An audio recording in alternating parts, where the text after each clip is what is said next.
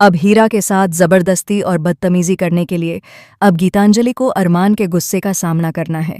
Serial ये रिश्ता क्या कहलाता है का आने वाला ट्रैक काफ़ी इंटरेस्टिंग और उलझा हुआ होने वाला है, क्योंकि गीतांजलि को ऐसा लगता है कि सिर्फ अभीरा ही एक अकेली ऐसी इंसान है जिसके कहने पर अरमान उसके साथ अपनी शादी को ठीक कर लेगा, लेकिन ऐसा कुछ भी नहीं होगा। इस बात को साबित करने के लिए गीतांजलि पहुंच जाती है अभीरा के पास।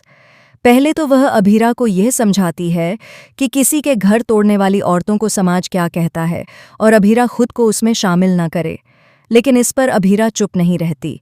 जैसे ही अभीरा जवाब देती है, वह गीतांजलि को समझाती है कि तुम्हारी शादी की एक डोर अरमान के हाथ में है और दूसरी तुम्हारे हाथ में, और यह मैं पहली बार देख रही हूं कि कोई औरत अपनी शादी को बचाने के लिए किसी तीसरे को जिम्मेदार ठहरा रही है, जबकि शादी के हालात के जिम्मेदार सिर्फ तुम दोनों ही हो।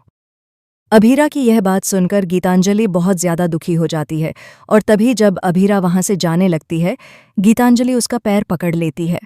पैर पकड़कर गीतांजलि कहती है कि अभीरा, अरमान सिर्फ तुम्हारी बात मानेंगे और मैं चाहती हूं कि तुम मेरी शादी बचाओ। मैं तुमसे रिक्वेस्ट करती हूं कि तुम अरमान से कहो कि वह मुझे और मेरी शादी को एक मौका दे। इस बात से अभीरा काफ़ी ज़्यादा डिस्टर्ब हो जाती है और पूरा यह सिनेरियो अरमान भी देख लेता है। जैसे ही अभीरा वहां से निकलती है, अरमान पहुंच जाता है गीतांजलि के सामने। गीतांजलि से आमने सामने होकर अरमान उसे उसकी शादी और उसमें फंसी हालातों के लिए जिम्मेदार ठहराता है।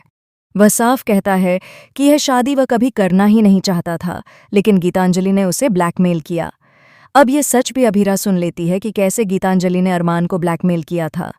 उसने अरमान से कहा था कि अगर वह चाहता है कि माहिरा अपनी जिंदगी में खुश रह सके, तो उसे गीतांजलि को अपनी जिंदगी में अभीरा की जगह देनी पड़ेगी। गीतांजलि का यह सच सुनकर अभीरा हैरान रह जाती है।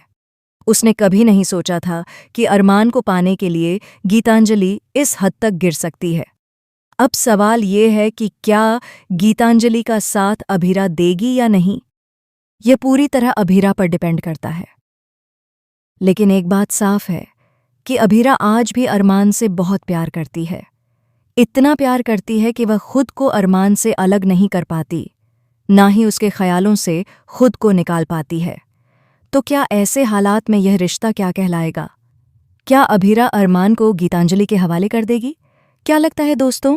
हमें कमेंट बॉक्स में लिखकर बताइए, और ऐसे ही धमाकेदार ट्विस्ट जानने के लिए चैनल को अभी सब्सक्राइब कीजिए।